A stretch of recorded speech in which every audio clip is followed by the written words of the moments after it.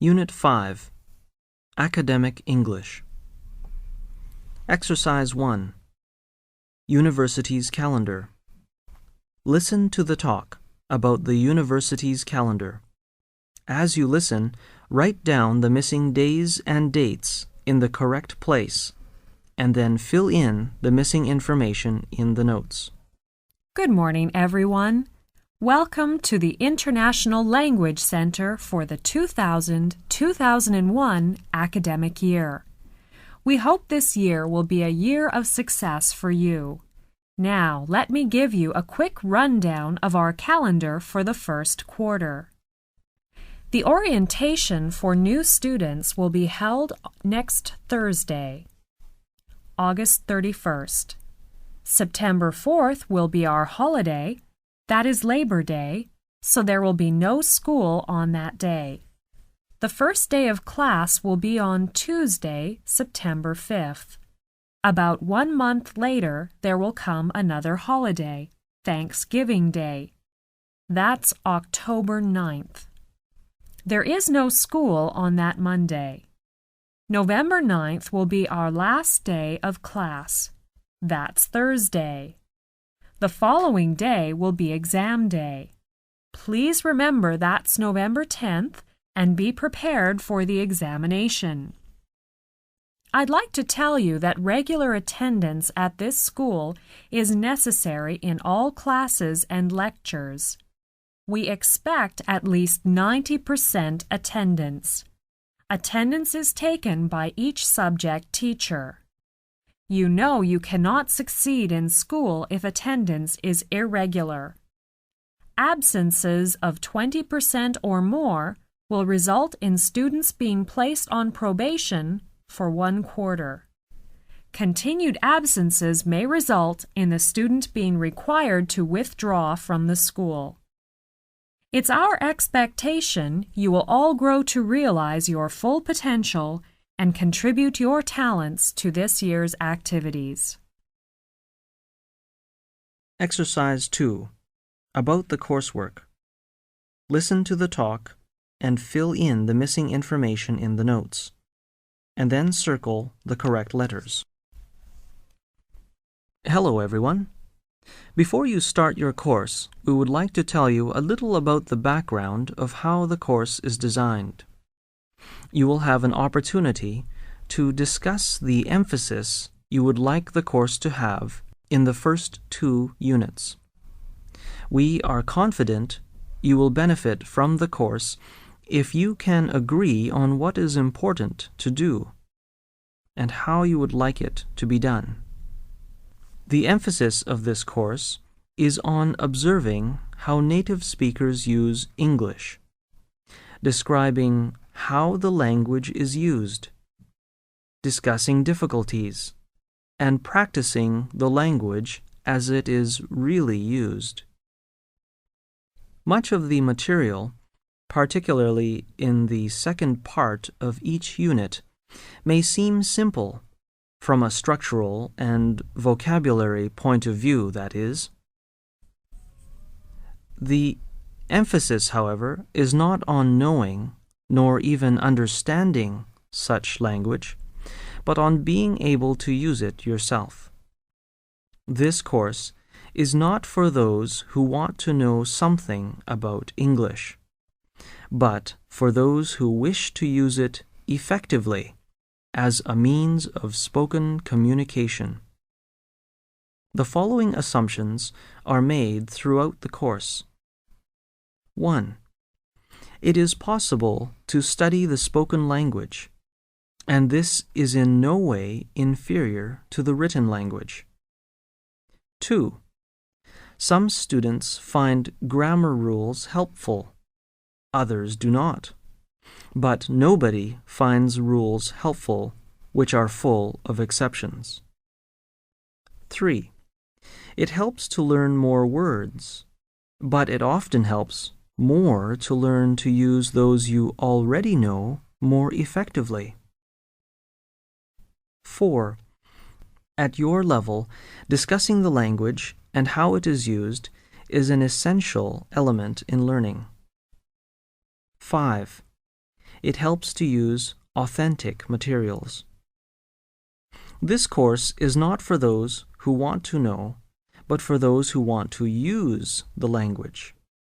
The most important objective of the course is to help you to be yourself in English. Exercise 3. Being involved in campus life. Listen to the talk and circle the correct letter and then fill in the missing information in the notes. Good morning and welcome to our regular lecture on being a confident student. This series of lectures is organized by the Students' Union, and we want to help you to cope well with the life on campus. Today, it's a great pleasure for me to welcome Ms. Diana Sheeran, who is the President of the Students' Union, and she has been kind enough to give up her time to come along and talk to us. Thank you. Thank you very much, John. May I say it's a pleasure to be here.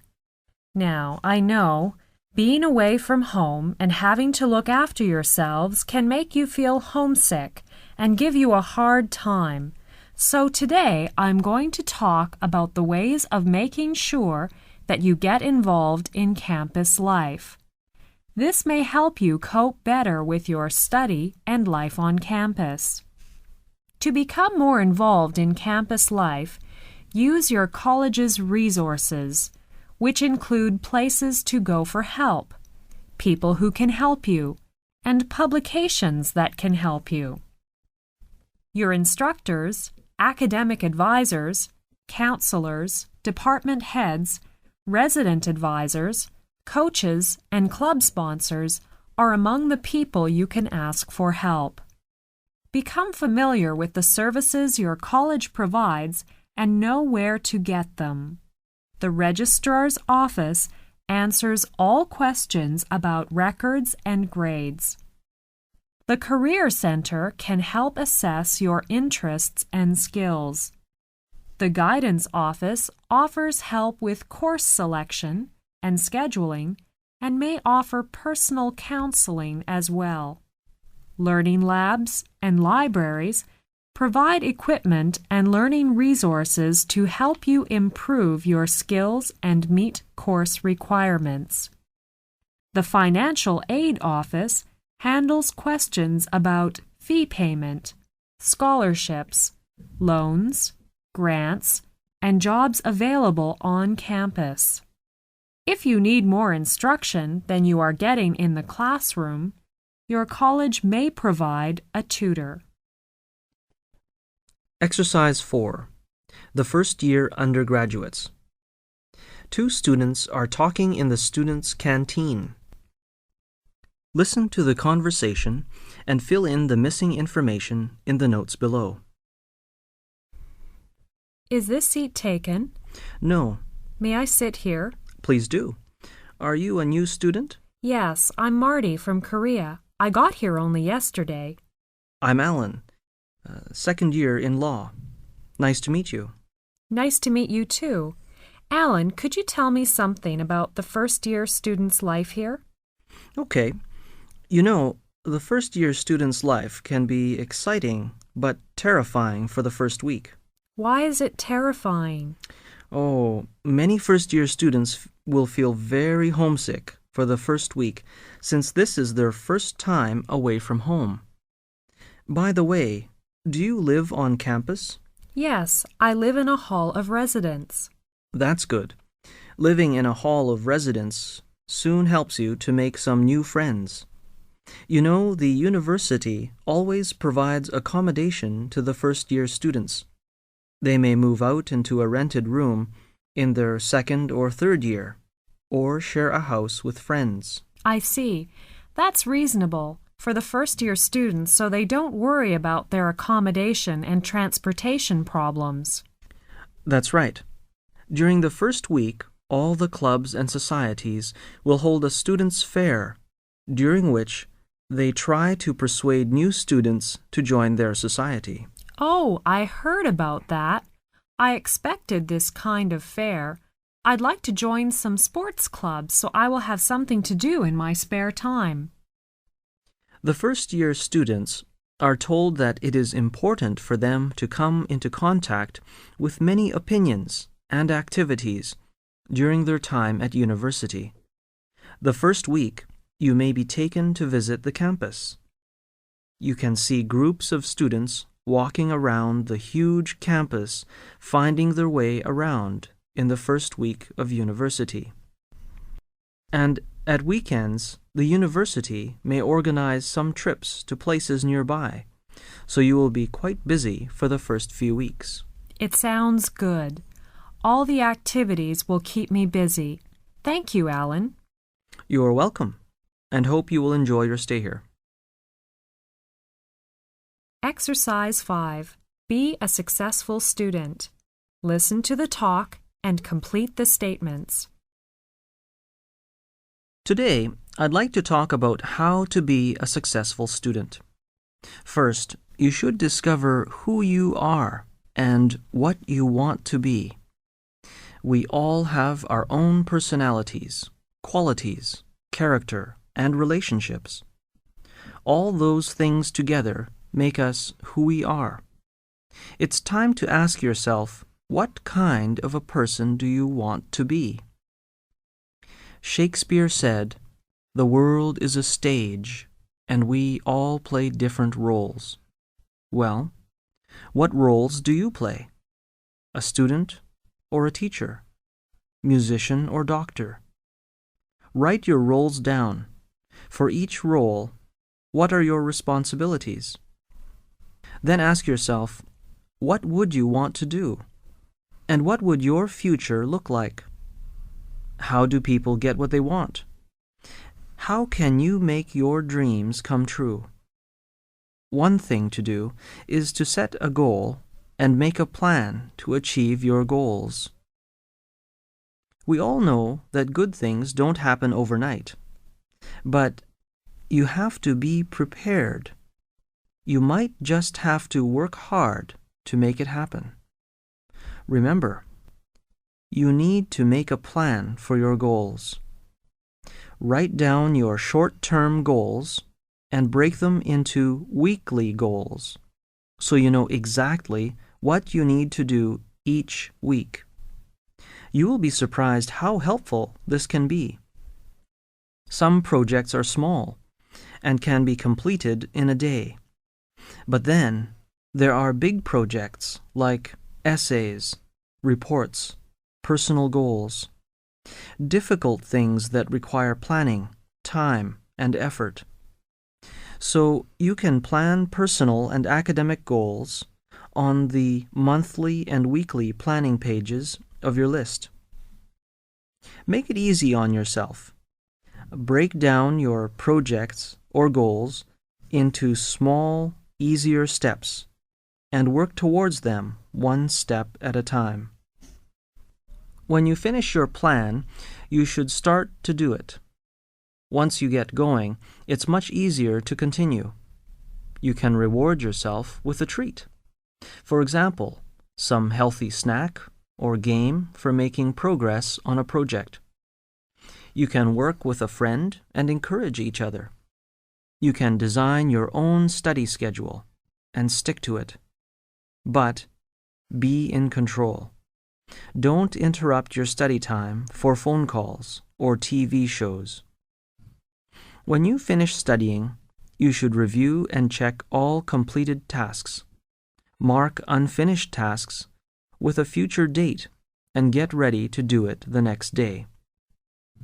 Now, let's just refresh our memories. First, to discover who you are and what you want to be. Then, plan to achieve your goals.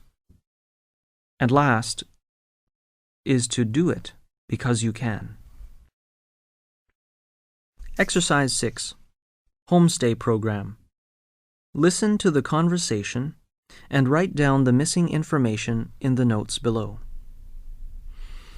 Excuse me, could you tell me what the homestay program in the brochure is? The Homestay program is designed to promote friendship and language learning. We try to provide the opportunity for cultural exchange between Canadians and international students who attend the university. Local people open their homes to students so that they may experience an exchange of friendship across cultures. Many friendships that last a lifetime have developed from these stays. I see. What kind of families do you choose for the hosts? All kinds of families participate in this homestay program. There are single people with or without children, as well as couples with or without children. Are they Canadians? Yes, of course. They are Canadians of many races and cultures. For example, they may be originally from Asian countries, so do not expect that your hosts will be Caucasian. But all hosts will speak English fluently, but some may have accents. Do the hosts know this program well? Yes, the homestay coordinator has visited each family and provides information on the program and explains the responsibilities of the host. They look for people who are kind and friendly and enjoy meeting students from other countries. They make sure the hosts understand that this program is not designed for their financial gain. It sounds good. If you are interested, you can apply for this program. Here is some more information to help you understand the program. What is it? You must be willing to communicate with the hosts to establish a good relationship with them. This communication will require honesty, patience, and effort, because cultural and language differences sometimes create misunderstandings and confusion. You must be willing to interact with the hosts. That's what I expect to do. Good. The hosts will be concerned about you and will want to do all they can to help you achieve success. They will encourage you to discuss your thoughts and feelings openly with the host family. If a problem arises that you cannot resolve in this way, the homestay coordinator is always available to help you. Thank you very much. I think I'd like to apply for the homestay program. That's good. You can go to the homestay office to fill in some forms. I hope your experience will be a positive one. Exercise 7. Oxford. Listen to the talk and fill in the missing words or figures in the notes for questions 1 to 11, and then circle the appropriate letter for questions 12 to 15. Good afternoon, everyone. Today, I'd like to tell you a little bit about the history of Oxford. Oxford has been a town for many centuries. The first written records of its existence date from before 912. Oxford University began to establish itself in the middle of the 12th century, and by 1300 there were already 1,500 students. At this time, Oxford was a wealthy town, but by the middle of the 14th century it was poorer because of a decline in trade and because of the terrible plague, which killed many people in England. Relations between the students and the townspeople were very unfriendly, and there was often fighting in the streets. On the 10th of February, 1355, a battle began which lasted 2 days. 62 students were killed. The townspeople were punished for this. One of the punishments was that the university was given control of the town for nearly 600 years. Nowadays, there are about 12,000 students in Oxford, and the university and the town live happily side by side. The Oxford English Dictionary is well known to students of English everywhere. It contains approximately 5 million entries, and there are 13 volumes, including a supplement. Some of the words are special Oxford words. For example, Bulldog in Oxford is the name given to university policemen who wear bowler hats and sometimes patrol the streets at night. They are very fast runners. Punt is a word often used in both Oxford and Cambridge.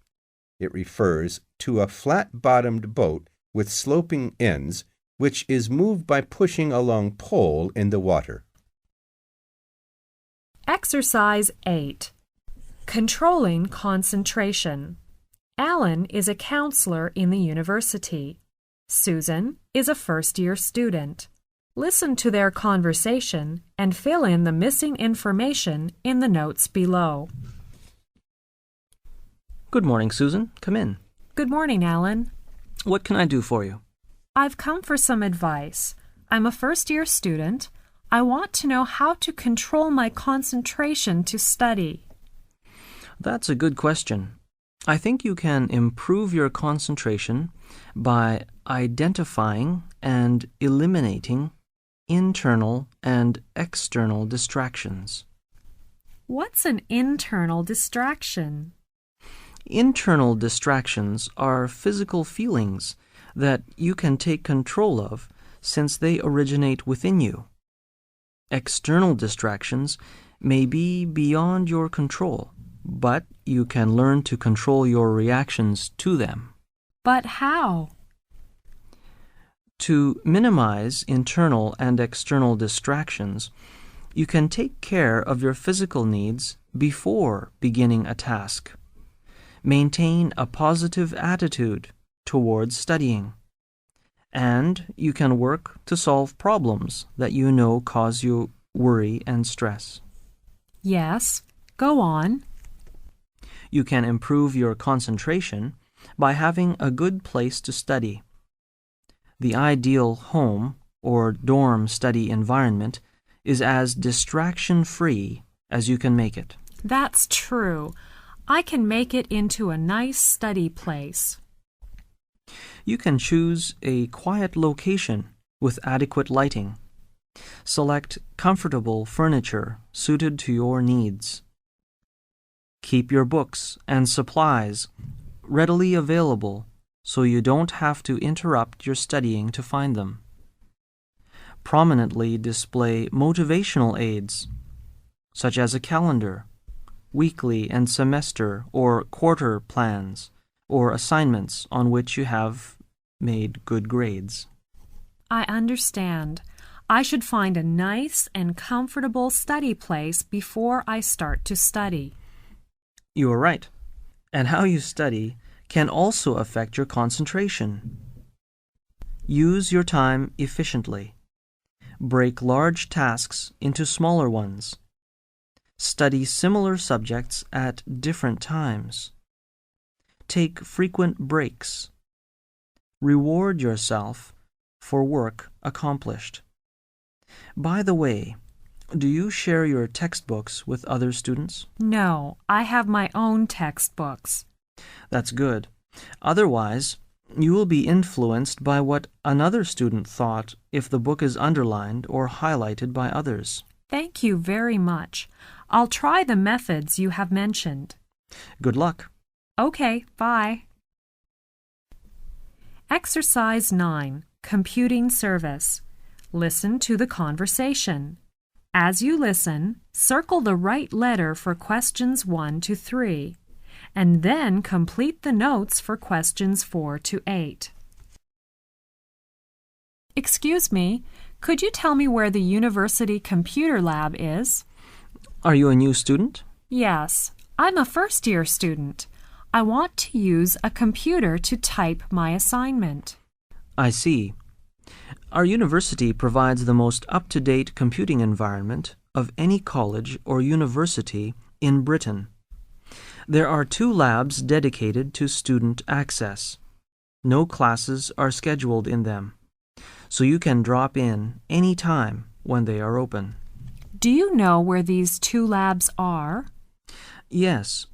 One is in room 114 in building 315, and the other one is in room 110 in building 335. There are 27 computers in each one. Only 27 are in each one.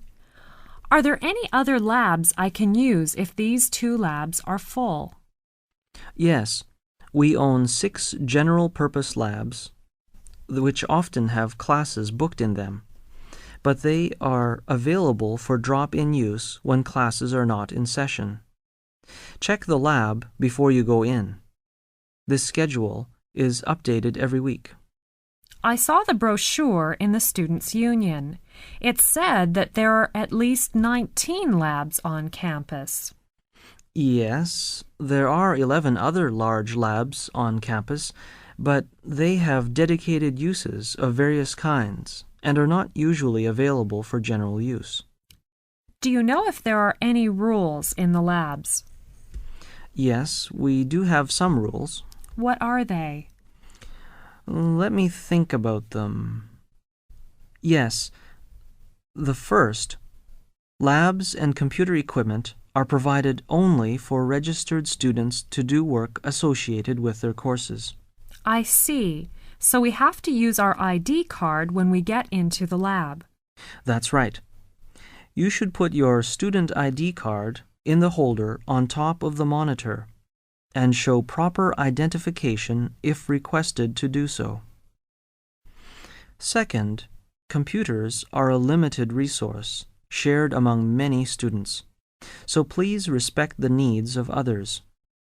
When all computers are in constant use, please limit your session on the computer to an hour at a time. Can we reserve computers? I'm sorry, you may not reserve computers. When you leave the lab for a coffee break, you must save your work and make the computer available for another student to use. I see. Can I bring some drinks there? Absolutely no food or drink in the labs. Are there any printers there? Yes, of course. But remember, when you print, please limit printing to 1 copy of a document. And please do not start printing less than 10 minutes before the lab closes. Thank you very much. This helps me a lot. Exercise 10, English Letter Writing. Listen to the conversation and fill in the missing information in the notes below. Hi, Lucy. Shall we go to swim after school? I'd like to, but I have to reply to my English teacher's letter. She has gone to America. You mean Susan? Yes. Why did she go back home? There are still some weeks left before the vacation. Her father died of cancer a week ago, and so she had to go back for her father's funeral. I see. I'm sorry to hear that. Lucy, do you have any time now? Yes, Tom. What can I do for you? I want to write a letter to my friend Bob. He went back to England yesterday and left his address for me, but I'm not sure how to write it. Okay. You know, English letter writing is different from Chinese writing. You should write your address in the top right-hand corner and write the date immediately below your address. Today is the 28th of March, 2002, so you should write the date below your address. That's really so different. We usually write the sender's address at the bottom of the letter, or write it on the left corner of the envelope. Yes, that's right. Remember, don't write your name before your address. Where shall I write my name? You should write it at the end of the letter. I see. Then you should write the recipient's name and address on the left-hand side of the page. So I should write Bob's name and his address on the left-hand side? Yes, that is the formal way when you write business letters or official letters. But you don't need to write Bob's name and his address in an informal letter. Okay. What else? You must use Dear Sir or Dear Madam only when you don't know the person's name. How do I begin when I write to Bob? You should use his name directly. In the custom of English letter writing, don't begin with "Dear Friend." I see. After that, I can start my writing, is that right? Yes, you should begin the letter on the left-hand side, a little way inside the margin. At the end of your letter, write a short final sentence on a separate line. What should I write for the last sentence? Usually, people write like this: "I'm looking forward to hearing from you soon," or "I hope to hear from you soon." Then end with "Yours faithfully" if you began with "Dear Sir" or "Madam." In formal letters, if you begin with "Dear Mr. X," you should end with "Yours sincerely." I see. Don't use "Dear Sir" or "Madam" with "Yours sincerely" or "Dear Mr. X" with "Yours faithfully." But what shall I use for Bob's letter? You can use "Yours," "Best wishes," or "Love" in informal letters depending on how well you know the person. Thank you very much for the help. With pleasure. I have to go now. See you soon. Goodbye. Exercise 11. How to become a confident student. Listen to the talk and write down the missing information in the notes below. Good morning, everyone, and welcome to our regular lecture on college study issues. This series of lectures is organized by the International Students Office. We want to help you, the students of this university, to cope well with the study and social life here. This series of lectures is designed to help you discover the ways in which you learn most easily and most enjoyably, and help you define your own goals and preferences as you embark on your college career and look ahead to life and work in the future. It includes discussions, illustrations, and easy-to-understand suggestions on ways to develop all the skills you will need to perform well in your classes and build confidence in your ability to learn. Some lectures will contain many ideas for strengthening a particular skill, but you can try out as many ideas as you like for studying. And also, you can adapt the ideas in the lectures to suit your own needs and personal learning style. Many students want to know how to be a confident student. It's a good question. Strategies for becoming a confident and successful student include making use of the 4 keys to success in college discussed in this lecture. 1. To assess your academic strengths and weaknesses. 2. To discover and use your learning style. 3. To sharpen your thinking and study skills. 4. To adapt to others' styles. Let's talk about the first one. To assess your academic strengths and weaknesses means to be realistic about what you are able to do. This will help you select courses in which you can succeed. This is the most important key when you enter college. The second key is to discover and use your learning style. This is another important key to your success. Use your 5 senses to help you take in information accurately and remember what you learn. Let your body's reactions tell you when you are most alert. Then try to plan your schedule accordingly. Know which learning environment you prefer, but be willing to adapt to others. Increase your level of motivation by developing an internal focus of control. A third key to your success in college is your effort to develop critical thinking and study skills. Making decisions, solving problems, using creativity, processing information, and reasoning logically are critical thinking skills involved in studying.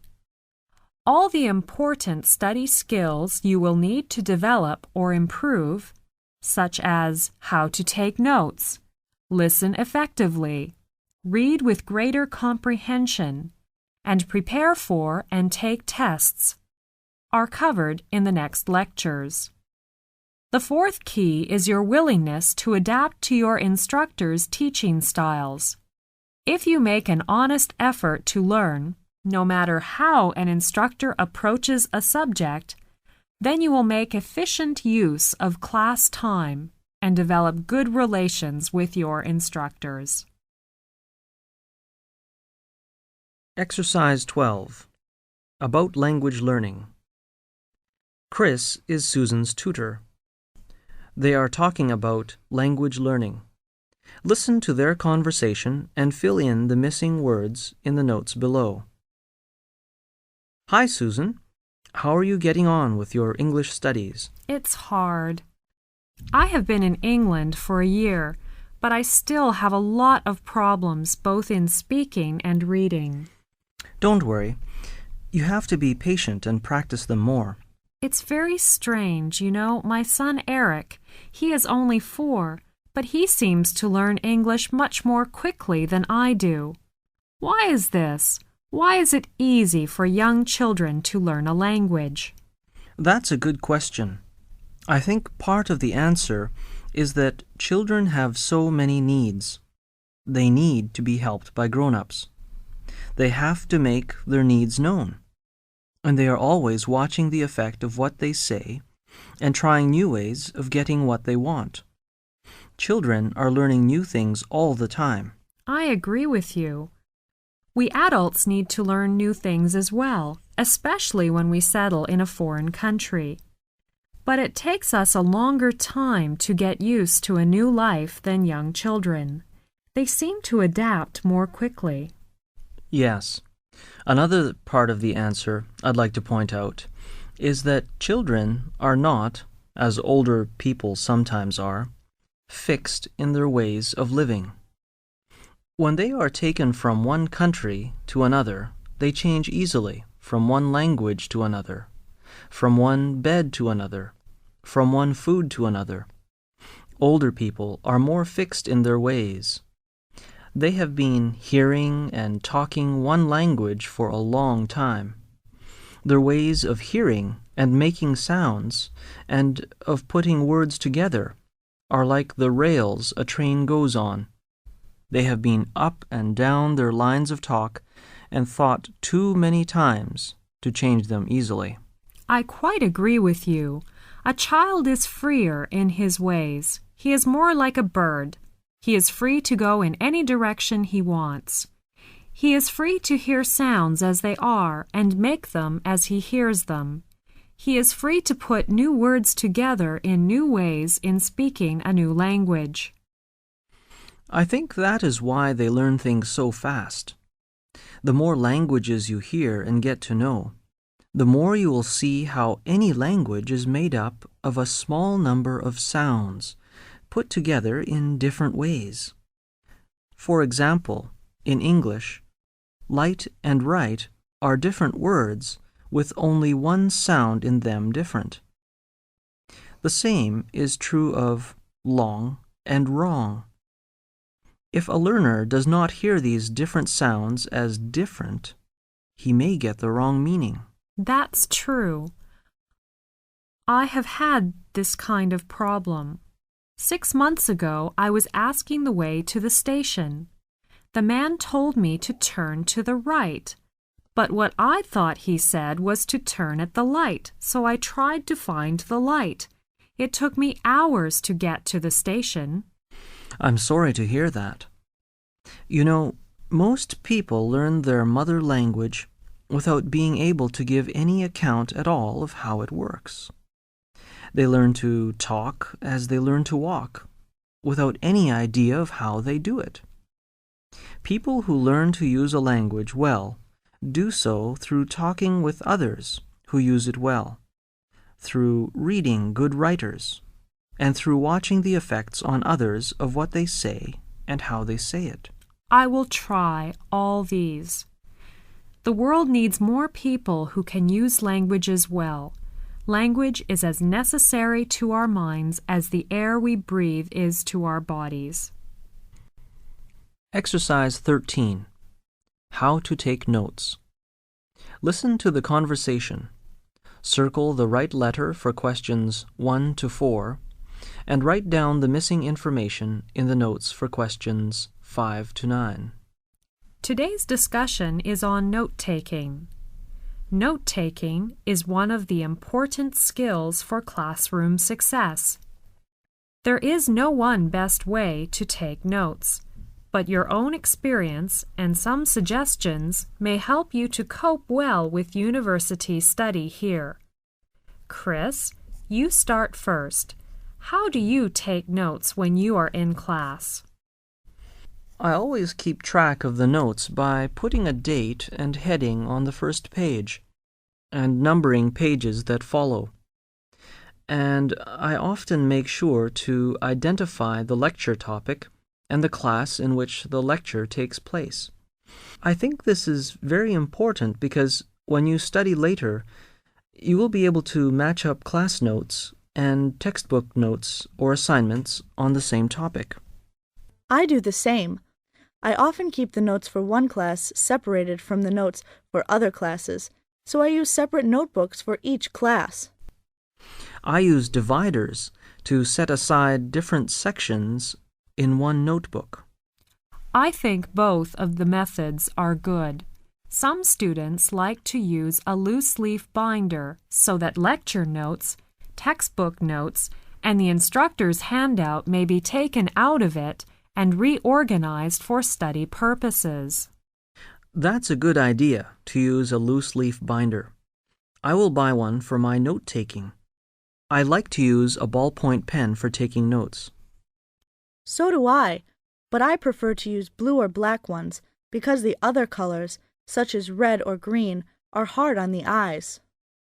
It's a good idea to use a ballpoint pen because pencils fade easily, and a pen sometimes blurs and soaks through the paper. My handwriting is poor, so I often print the notes for clarity after class.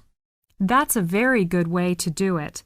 It's very important to make your notes clear to read because you may use them for your essay. I often use standard abbreviations in my notes in order to speed up note-taking. For example, intro for introduction, info for information, dept for department. This is one way to speed up your writing. You can also make up some of your own words or phrases that you use often. Make a key for your abbreviations so you won't forget what they mean. Okay, I will try next time. I often copy anything that is written on the board or on overhead transparencies into my notes because I find test questions often come from material that is presented in these ways. Really? I hadn't noticed that. I think you'd better organize your notes after class. Try to summarize the points in your own words. It will be easier for you to remember your notes. That is a good suggestion. Another suggestion is that you should review your notes to fill in gaps while the information is still fresh in your mind. The purpose of taking notes is to help you remember information. When I seem to be missing something, I often compare notes with my classmate or see the instructor. That's the way to do it. Thank you very much for your time. I think new students may use and adapt some of your good methods for note-taking into their own study. Exercise 14. The Dean's Speech. Listen to the talk. Circle the correct letters for questions 1 to 5, and for questions 6 to 8, indicate whether the statements are true or false by writing T T for true and F for false. Good morning, students. As many of you have already heard, tuition fees will be going up to $3,600 per term, starting in September 2001. I felt I should explain to you why the fees are increasing. The primary reason is, of course, that expenses have increased, including faculty's and staff salaries. Our operating expenses have also increased in the past year. As we try to maintain a high level of service to our international students, we have added new staff in the last year to meet the growing needs, including a manager of admissions. We have also expanded our homestay staff to improve our homestay services.